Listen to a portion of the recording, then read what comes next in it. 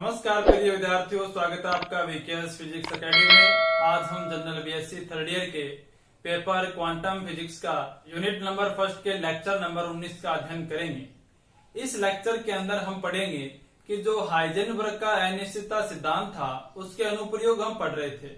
उस अनुप्रयोगों में हमने नंबर 1 अनुप्रयोग पढ़ा था कि जो नाभिक है उसमें इलेक्ट्रॉन क्यों नहीं पाया जाता है। दूसरा अनुप्रयोग हमने पढ़ा था कि जो हाइड्रोजन एटम है उसकी ग्राउंड स्टेट एनर्जी कितनी होती है। और तीसरा अनुप्रयोग हम पढ़ने जा रहे हैं कि जो सरल आवर्ती दोलित्र है उसकी मूल स्तर में ऊर्जा कितनी होती है, जिस ऊर्जा को शून्य बिंदु ऊर्जा भी कहते हैं।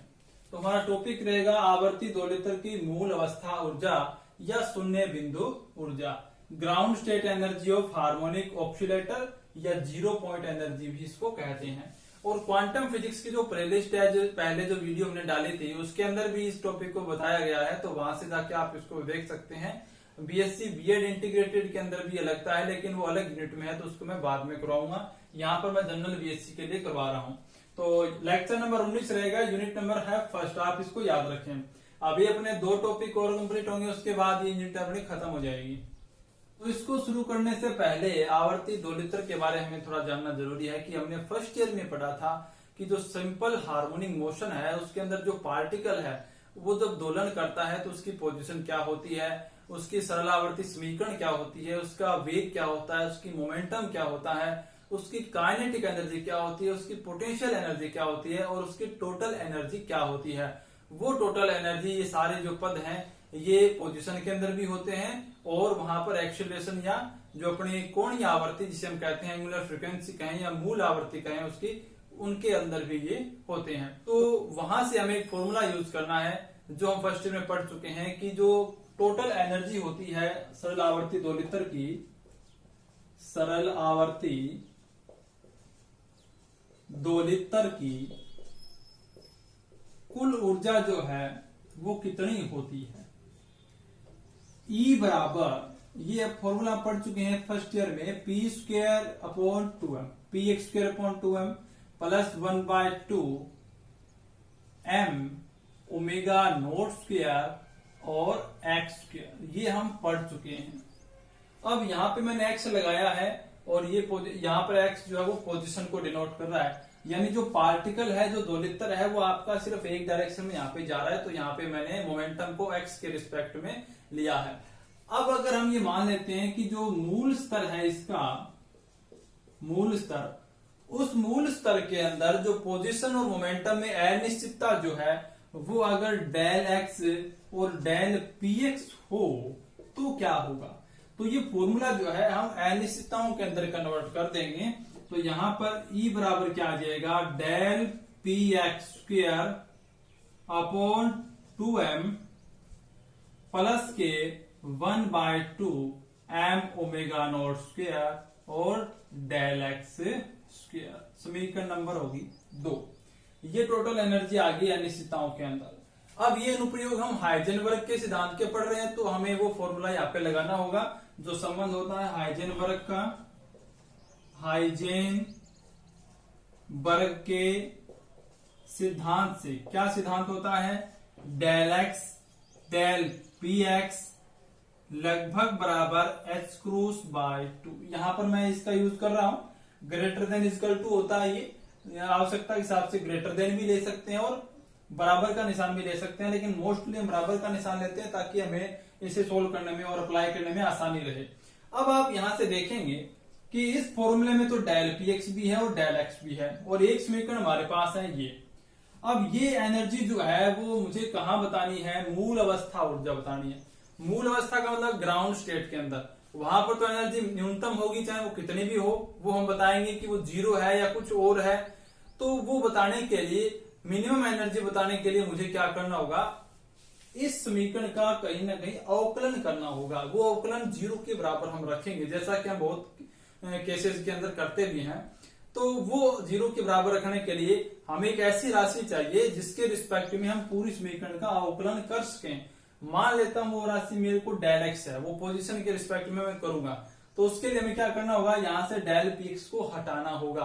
और इसके लिए मुझे क्या करना होगा, इस इक्वेशन से डेल पी एक्स का मान मैं ज्ञात करूंगा और वो डेल पी एक्स का मान मैं यहाँ पुट कर दूंगा और समीकरण दोबारा से लिख दूंगा, तो टोटल डेल एक्स के अंदर आ जाएगी, इसका अवकलन हम आसानी से कर सकते हैं। तो यहां से डेल पी एक्स बराबर क्या हो जाएगा, H cross upon 2 del X. अब ये डेल पी एक्स की वैल्यू जो है वो इस समीकरण 2 में मैं पुट कर देता हूं, तो ई बराबर क्या आ जाएगा मेरे पास, देखें एच क्रॉस स्क्वायर हो जाएगा, यहाँ पे कितना हो जाएगा देखो, इसमें 1/2 है, इसमें 1/2 है, तो पहले साथ में मैं 1/2 को मैंने ले लिया बाहर। अब यहाँ पे 2 है और इस पे स्क्वायर है, तो ये कितना हो जाएगा 4, यहाँ पे m है, m हो गया, और ये कितना हो जाएगा डेल एक्स स्क्वायर हो गया। ये पद तो कंप्लीट हो चुका। फिर प्लस के 1/2 तो कॉमन आ चुका है, यहाँ पे क्या बचेगा m ओमेगा नॉट स्क्वायर और डेल एक्स स्क्वायर यहाँ पर पहले से है। ये इक्वेशन आ गई अपनी 3 नंबर। अब ये अनिश्चितता के अंदर आ गई और डेल एक्स के अंदर आ चुकी है, यानी एक राशि के अंदर ही आ चुकी है। अब इसमें न्यूनतम ऊर्जा बताने के लिए हम क्या कर सकते हैं, अवकलन हम कर सकते हैं। तो हम क्या कहेंगे कि न्यूनतम स्तर में दोलित्र की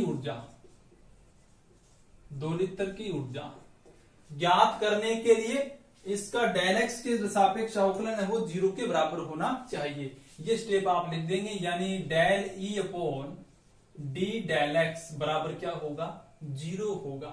यानी डेल एक्स के रिस्पेक्ट में इसका जो अवकलन मैं करूंगा वो 0 के बराबर हम लेके चलेंगे। तो हम करते हैं यहाँ पे अवकलन, तो del E upon D del X बराबर 1/2 या 1/2 है। यहां पर आप देखें एच क्रॉस सेम रहेगा, 4m सेम रहेगा, तो एच क्रॉस स्क्वायर बटे 4m।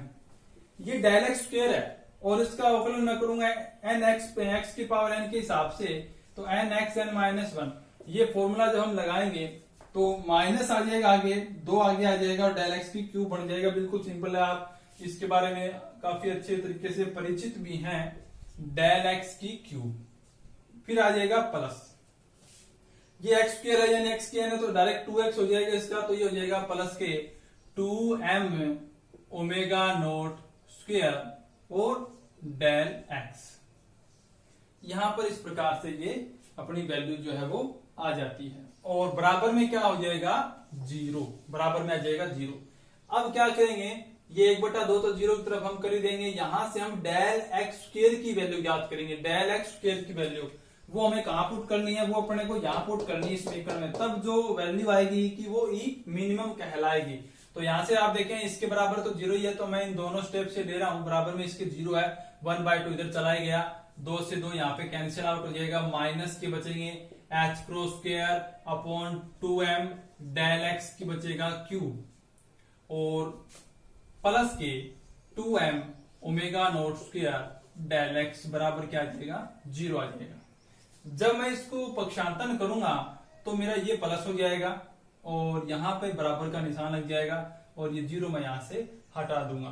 फिर मैं क्या करूंगा, ये जो आपको डेल एक्स क्यूब दिखाई दे रहा है ये वाला मैं इधर मल्टीप्लाई कर देता हूं, तो वहां पे घात हो जाएंगे 4, तो डेल एक्स की घात होगी 4।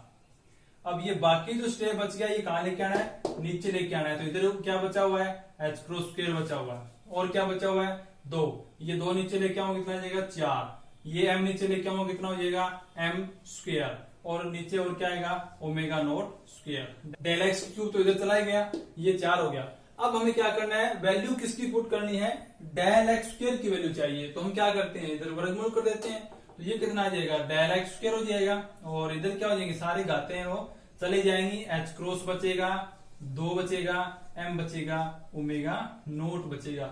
इक्वेशन नंबर हो जाएगी 4।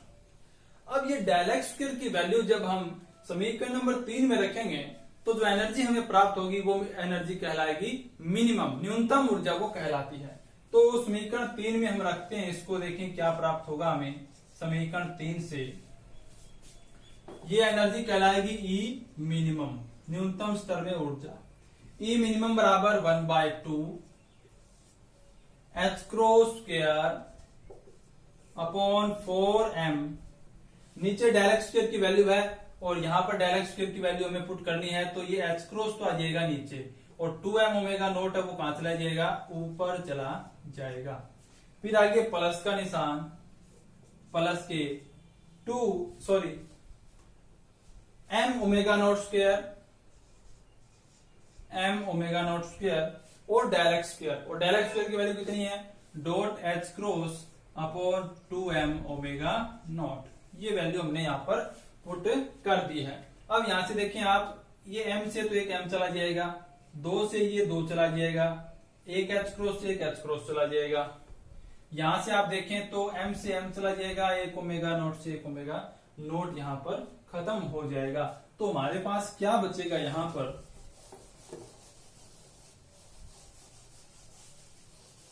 हमारे पास यहां बचेगा E मिनिमम बराबर 1/2 तो बाहर है, 1/2 तो बाहर है।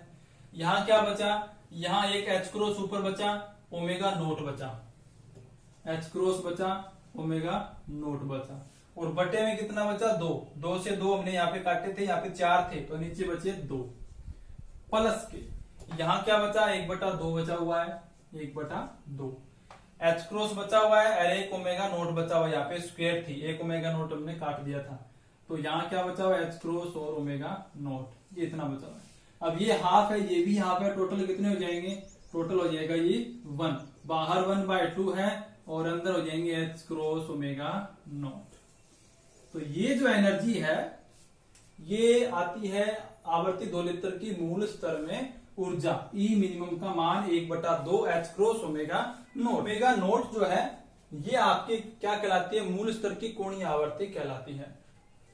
तो अगर हम क्लासिकल फिजिक्स के अनुसार देखें, क्लासिकल फिजिक्स के अनुसार तो ये एनर्जी की वैल्यू 0 आनी चाहिए, 0 आती है, लेकिन ये वैल्यू यहाँ पर प्रदर्शित करती है कि क्वांटम फिजिक्स के अनुसार जितनी शून्य बिंदु ऊर्जा आती है ग्राउंड स्टेट के अंदर, उतनी यहाँ पर हमें प्राप्त हो रही है हाइजेनबर्ग के सिद्धांत का प्रयोग करने से। यानी हाइजेनबर्ग का सिद्धांत जो है वो क्वांटम फिजिक्स की डिफाइन करने में बहुत ज्यादा महत्वपूर्ण रोल निभाता है।